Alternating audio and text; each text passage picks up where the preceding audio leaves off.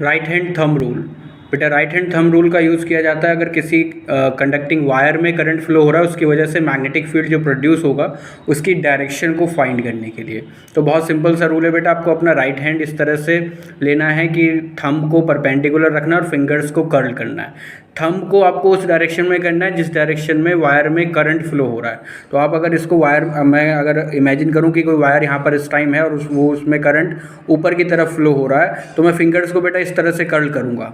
ठीक है, तो जब मैं फिंगर्स को कर्ल इस तरह से करता हूँ तो यहाँ पर जो मैग्नेटिक फील्ड होगा वो इस तरीके से होगा। यानी अगर वायर ऐसे रखी है तो इसके इस साइड जो पॉइंट होगा उस पर मैग्नेटिक फील्ड की डायरेक्शन इधर की तरफ होगी, राइट टू लेफ्ट।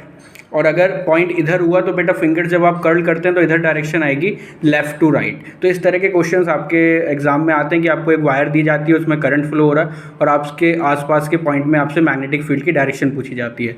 तो अगर ये इस तरीके से वायर में करंट ऊपर की तरफ है तो मैग्नेटिक फील्ड या तो राइट टू लेफ़्ट होगा इस पॉइंट पर, और इस पॉइंट पर होगा लेफ़्ट टू राइट। इसे आप ऐसे एग्जाम्पल से समझ सकते हैं, जैसे ये वायर है इसमें करंट ऊपर की तरफ है, तो जब मैं अपने राइट हैंड बेटा लूँगा तो राइट हैंड इस तरीके से लूँगा कि थंब को मुझे इस डायरेक्शन में करना है, फिंगर्स को मैं ऐसे ऐसे कर्ल करता हूँ। तो जब मैं कर्ल करता हूँ तो आप इमेजिन कर सकते हैं जब मैं राइट हैंड की थंब को इधर करूँगा तो फिंगर्स को जब मैं कर्ल करूँगा तो इस साइड जो पॉइंट है, अगर इस साइड पॉइंट P है तो इस पर जो फील्ड की डायरेक्शन आएगी, मैग्नेटिक फील्ड की डायरेक्शन, वो अंदर की तरफ आएगी। और लेफ्ट साइड में अगर कोई पॉइंट है तो उस पर जब मैं फिंगर्स कर्ल करूँगा तो वो बाहर की तरफ निकलेंगी, तो इस पर फील्ड की डायरेक्शन ऊपर की तरफ आएगी।